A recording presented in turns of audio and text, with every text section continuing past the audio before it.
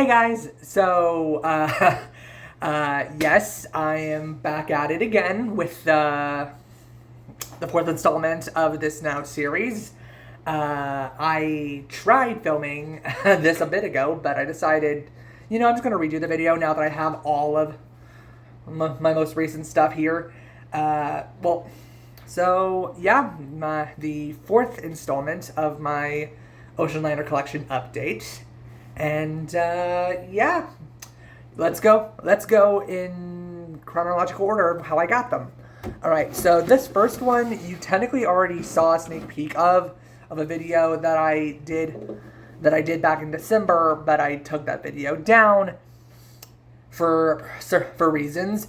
But let's start with this one, which is the Queen Elizabeth. I've learned that this actually is a rare piece to get now, and there is a Queen Mary that goes with this, but I already have the Queen Mary in my collection, so I feel like since this is probably the only scale Queen Elizabeth that I'll get, I decided just to go with the Queen Elizabeth, and I love it because it's literally one of my only pieces of my collection that has this cute little display case, so that way it doesn't get dirty or damaged. And yeah, the Queen Elizabeth. I got this back in December. All right, next up on the collection, chronologically, I got this also in December, the SS France off of Etsy, and I got it for a pretty good deal too. When I saw it, I'm like, is that the France? And this and another model of my collection is both from the same company that's now defunct. It's Atlas diecast model.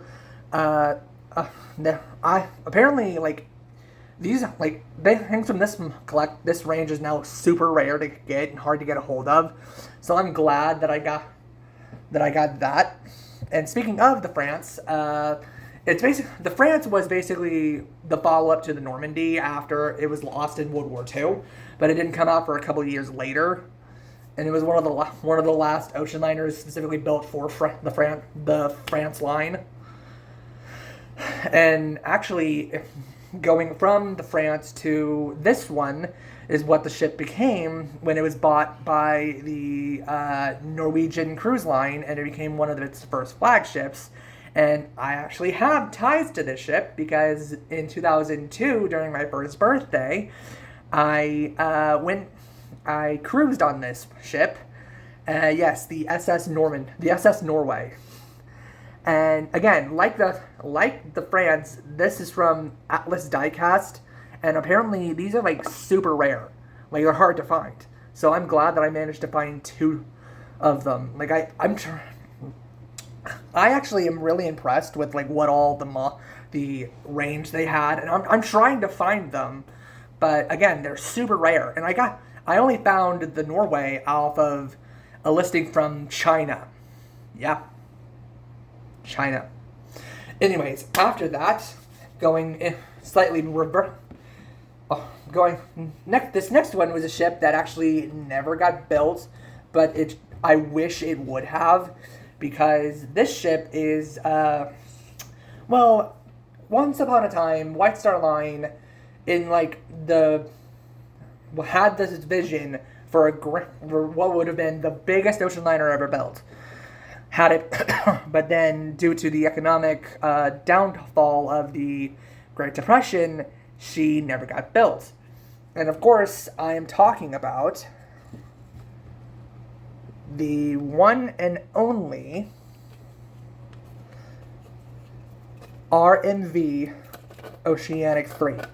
Now this ship is the great what if of White Star Line. Had this ship been built, it was in the early planning stages, and then it got canceled due to the Great Depression. But had this ship been built when the Cunard and White Star merged, this would have given White Star Line the tonnage. That way they would be, so they would have been in control during the merger and not Cunard. And very possibly, had the ship been completed, I would like to think that that instead of the Queen Mary being being now a hotel in Long Beach, that's what I meant by the beach. So the Queen Mary currently being in Long Beach, I would like to think that in that timeline, it would have been the RMMV Oceanic would now be the hotel and be the celebrity, the popular ship of that still exists today. Maybe they would have maybe they'd both be in Long Beach, but who knows? There's only speculation you can do with that, since again it was never finished. Actually, it was never even built. It was literally, it had been slated to start, but then scrapped. That's what got us the Queen Mary.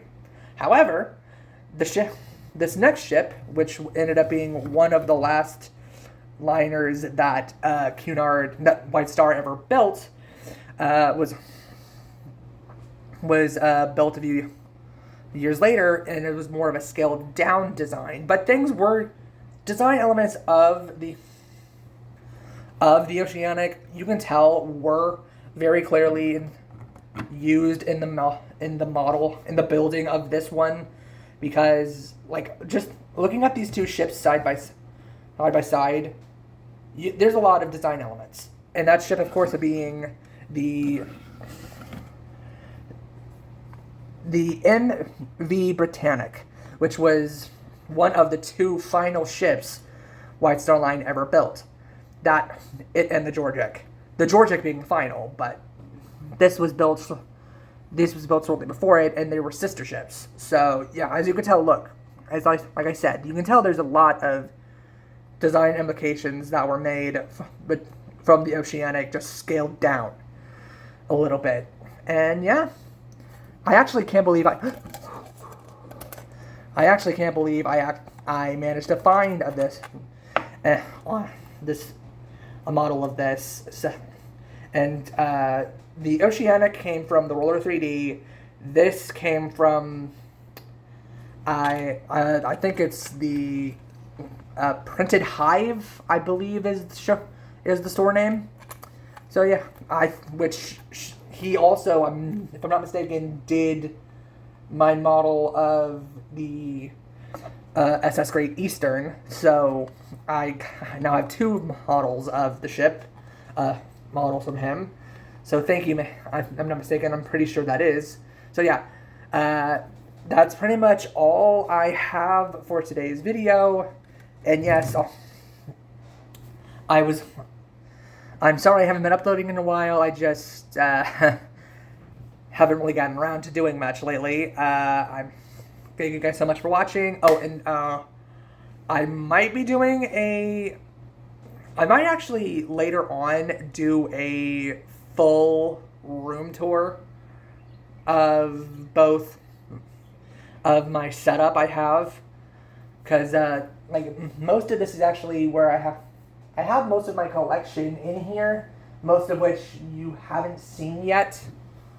Like you've seen, I haven't really updated my collection like on here in a long time, so I might go and do that shortly, but not today. But thank you guys so much for watching. I hope you enjoyed. Click like and subscribe, and I will see you when I see you. Bye.